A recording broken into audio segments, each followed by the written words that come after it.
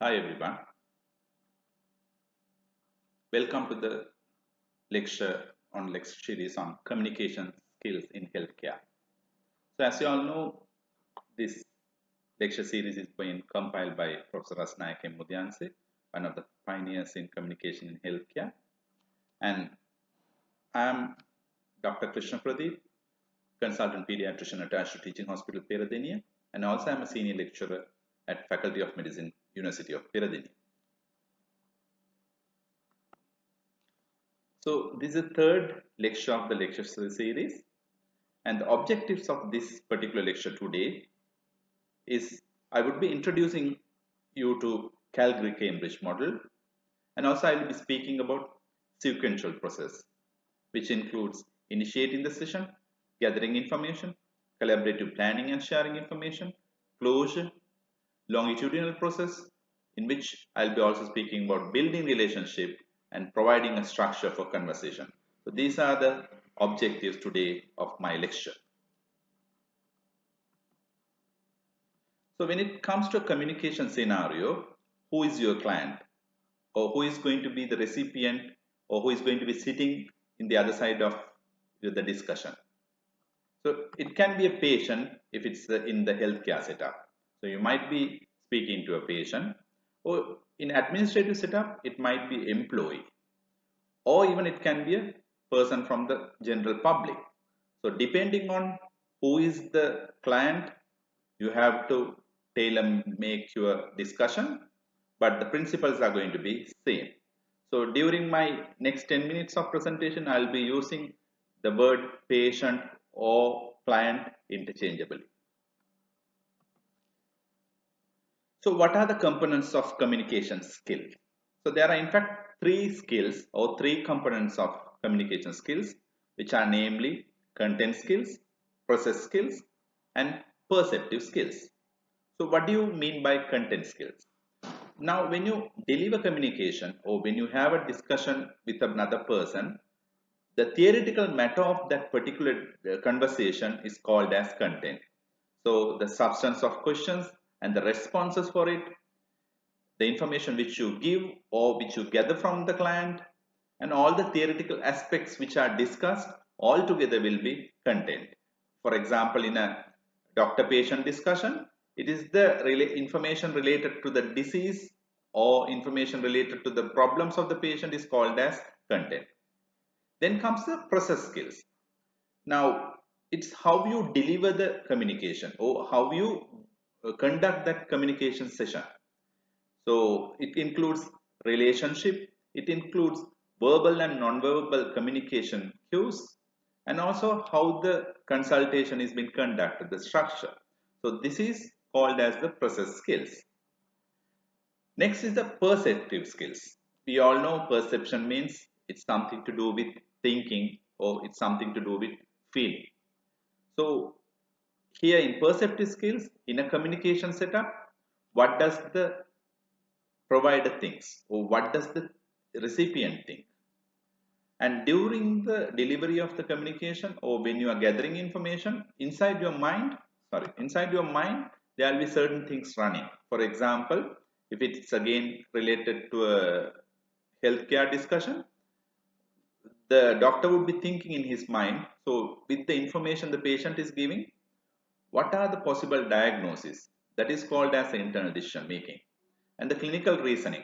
Or in an administrative setup, when the employer meets the employee, and if the employee has some issues, the employee would be thinking in his mind, what are the possible reasons and what are the outcomes of this problem and how to solve these problems. And also it includes attitudes and the awareness about the self and the patient or the client. So all something to do with the mind, everything to do with thinking is included in the perceptive skills. Now let us speak about the process of communication, how this communication is being conducted. So as always, like any other thing, there's always a beginning for the session, there's a middle part of the session, and closing of the session. So these three are the major components of a process. And we should not forget, in addition to these three, you have providing structure for this process of communication, and building the relationship for the communication. So these two are also integral parts. We'll be speaking about providing structure and building relationship later on our next slides.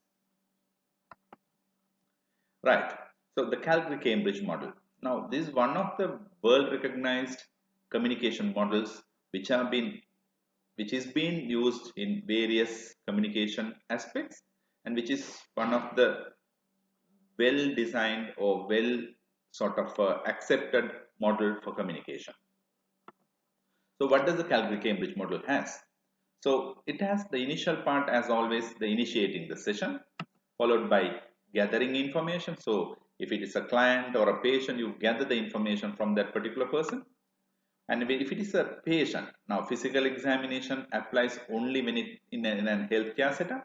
So physical examination, you explain what you found out, and you have planning with the patient, or we'll say it's not patient doctor communication, but a manager and the clerk discussion, where you have identified the problems, the manager has identified the problems, and the manager is explaining to the clerk that these are the problems we have found, this is what we are going to do, right? That is explanation and planning.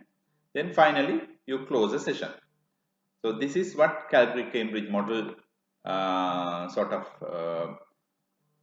proposes.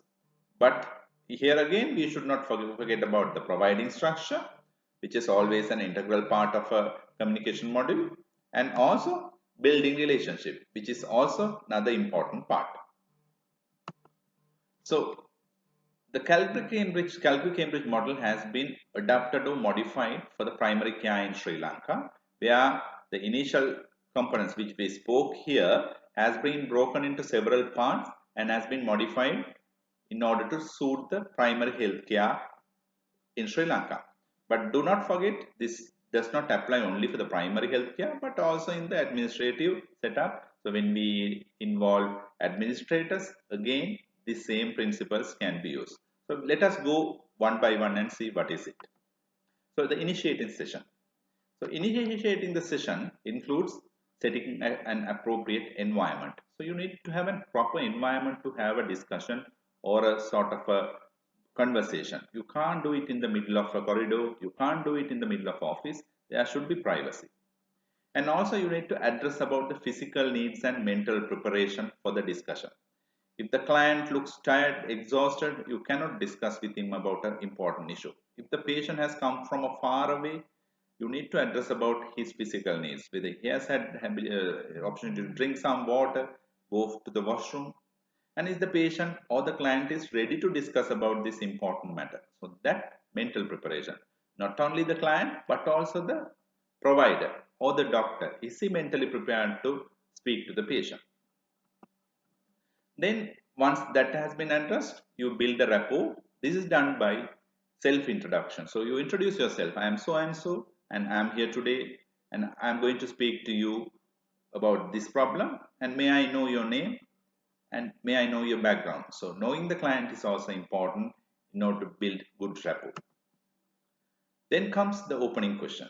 Now, the opening question has a very unique feature which stands out from the rest of the discussion. Right? So it should encourage the client to speak out. So generally opening question, where in the body language also you are going to show that you are posing an opening question. You say, okay, Mr. Pereira, now tell me what made you come here today? Or you can say, okay, Mr. Pereira, now tell me how can I help you? So these are unique opening questions which will encourage the client to think, okay, this person is ready to speak to me, therefore I am going to speak to him, or I am going to tell him everything. And you attentively listen, you summarize what he is telling, and you say that, okay, we have identified 3 problems, Mr. Pereira. Is there anything else? That is the screening question you are going to ask. Then with that you develop a collaborative agenda. So collaborative agenda in the sense, with the discussion of the client, you make a plan for the conversation. In the agenda, so you identify a few problems, You ask one by one. So the first problem is this. So can you speak about this problem? In that first problem you ask, okay, now we have told all these things, and you ask a close-ended question. Yes or no answer, close-ended question, and you can also ask other variety of questions. And always when you finish one problem, you signpost, you say, okay, we have finished the first problem. Shall we move on to the second problem? That is called transition. Now, what is the importance of this signposting and transition? It gives a sort of a mental satisfaction to the client that the first problem is sorted. Now let us go to the second problem. Okay. And throughout, you have to respond with empathy, and also do not forget about ideas, concerns, emotions, experience, and expectations. So what is this? So ideas is when a client or a patient comes with a problem, you ask, okay, what do you think about this problem? What would be the reason? That is ideas. But how do you ask about concerns? Okay, why are you so worried about this problem? What is making you so much trouble? That is concerns. Then you ask about emotions. How do you ask? Tell me, how do you feel? How are you feeling today? Then about experiences. Okay, how are you coping up with this problem? How are you managing the work at home or at office? That is experiences. Also, expectations. So, what do you expect from us, or what do you expect from this hospital or the institution? How can we help you? That is called expectation. So, always in communication based on the setup, you do not forget about using this ICEEE. Then the latter part is the planning and sharing information. So you plan the discussion, you plan what to do next after the discussion. For that you need to know about the background knowledge which we have already got. How is the understandability of the client or the patient? What is the information needed? What do they want to know?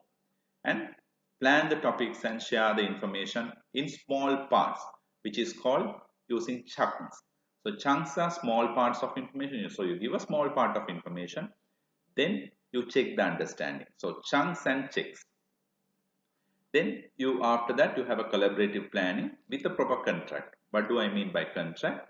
It is after how many days you are going to see that particular client. Okay. So I will go through these documents and I will see you in 2 days. Or I will go through your report. So we will go through the investigations and see you in 2-3 days. That is called the contract. So we spoke about building relationship throughout our Calgary Cambridge model. So building relationship includes environment, greeting and interaction, building rapport, open question and listening, summarizing, screening, collaborative planning, and time of questions. So we have discussed about these things earlier.